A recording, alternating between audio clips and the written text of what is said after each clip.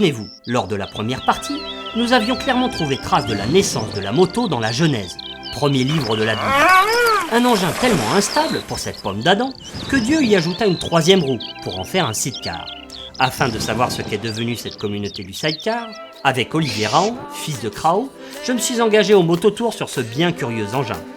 Au troisième jour, avec tout ce déluge qui leur était tombé sur la tête et tout ce stress de chasser le chrono sur le mouillé, les motards sur deux roues, on aurait dit qu'on les avait passés à la machine à laver. Ils étaient tout froissés, moulus. Par habitude plus que par envie, ils se sont lancés dans les spéciales du barrage de Prat et de Saint-Genest.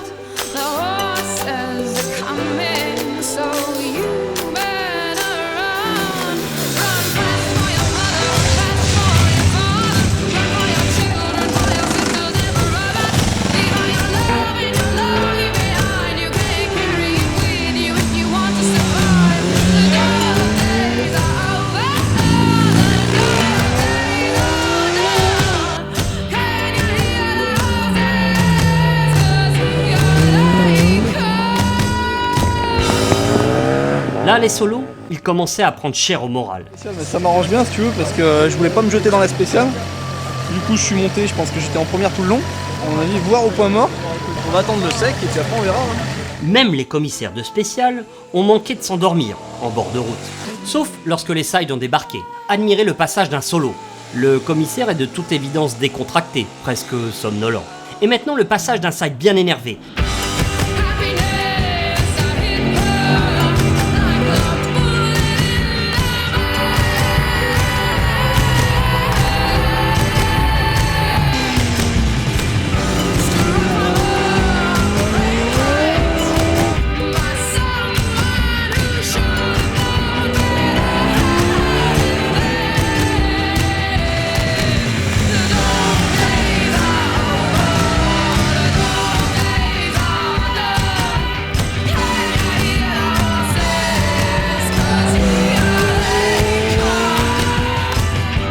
Quand on vous dit que le side impressionne, de notre côté, on a voulu à la fois impressionner et innover.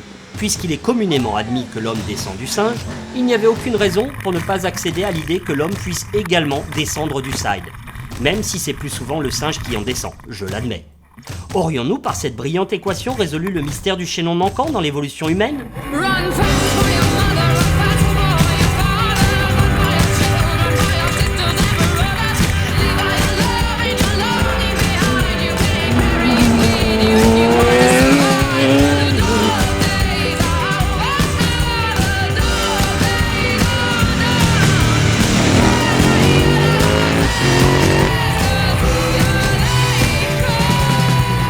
Une question complexe sur laquelle nous ne nous sommes toutefois pas attardés.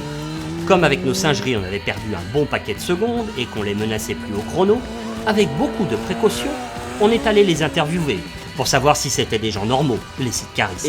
Et dans la vie, je veux dire, c'est l'engrenage infernal, ça a été, j'imagine, la drogue, les champignons. Pas la drogue, mais ma mère m'aimait pas. Et comment on en vient au sidecar ? Souvent quand t'as des enfants, tu viens, Laurent.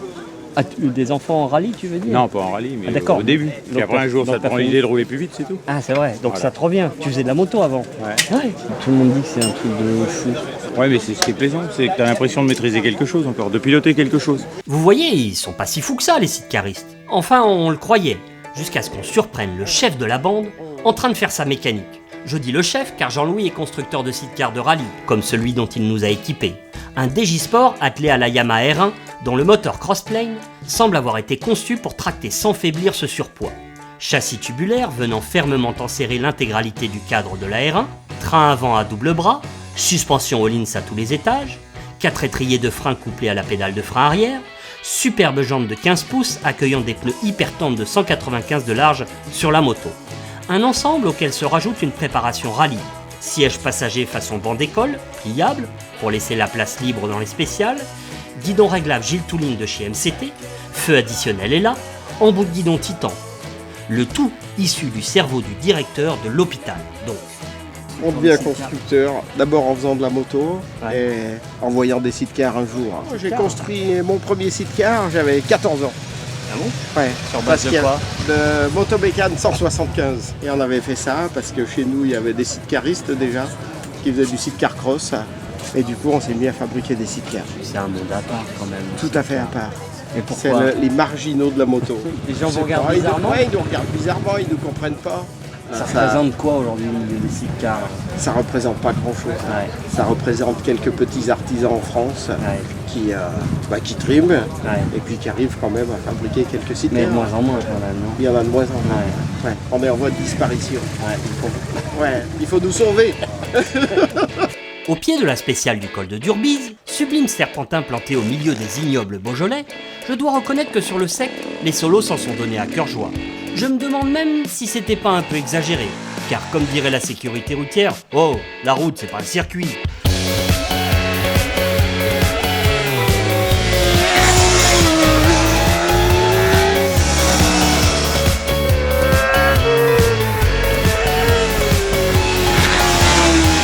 Du côté des sides, les spectateurs nous attendaient au tournant, enfin à l'épingle je veux dire, et nous ne les avons pas déçus. Certains se diront qu'avec cette troisième roue qui nous sert d'appui, nos travers ne sont que des enfantillages. Mais avec 190 chevaux à gérer sur la R1, un poids mort à droite, je veux parler du panier, pas de mon singe, qui provoque énormément de sous-virages dans les gauches, la partie n'est jamais gagnée, ni de tout repos. Un peu comme s'il manquait une roue à la Citroën de Sébastien Loeb, qui, soit dit en passant, ne fait jamais que 125 chevaux, mais 800 kg de plus que notre sidecar. Pour équilibrer ce véritable missile à tête chercheuse, les singes sont loin de s'économiser, au point d'adopter la position limante dans les bouts droits, car comme à moto, rien ne doit être négligé.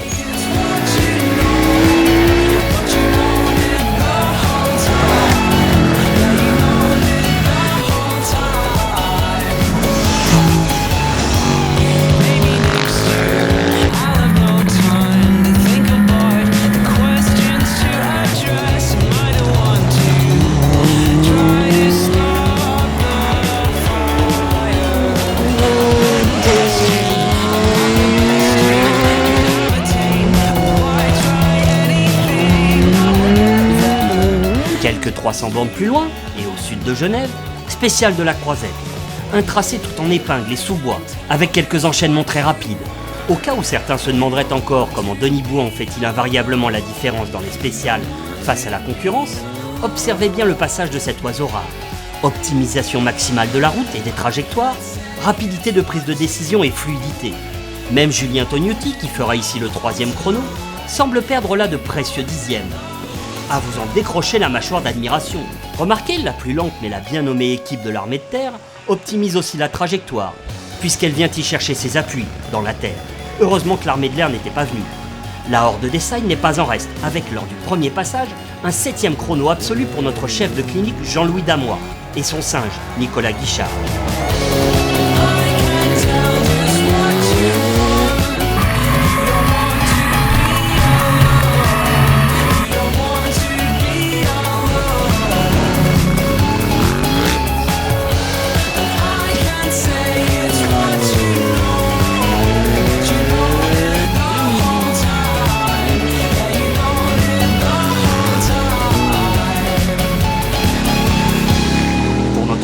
Malgré un passage sur 2 roues, nous soulageons au maximum la mécanique qui semble donner des signes de fatigue. Le soir venu, à Thonon-les-Bains, nos craintes s'avèrent fondées. Notre side est en pleine descente d'organes. Embrayage dans le sac, fusible qui saute, absence de feu avant et arrière, tout ça la veille de l'étape marathon de 550 km. Du coup, sous la tente de la mutuelle des motards, c'est un véritable épisode d'urgence qui va se jouer.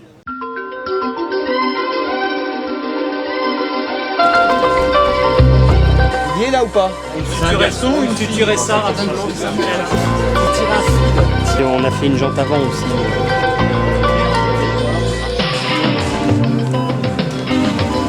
57, 15 minutes. Docteur Carter, voilà. Réanimation. Ça, je comprends, les gars. Stay with us. 4 minutes. Le réservoir il est pas fixé. La pilote. Elle tient plus avec des vis, elle tient avec des riselants la moto. Il nous reste 3 minutes pour remonter le Villebrequin. On a 2 minutes pour l'apéro, quand même. Heureusement, le patient finira par rejoindre le parc fermé, sain et sauf. Ouf! Encore un épisode d'urgence qui se termine bien, sans prendre des pénalités horaires. Au passage, grand coup de chapeau à ces grands seigneurs de la mutuelle des motards, de Ella et du team Kawamashio Racing.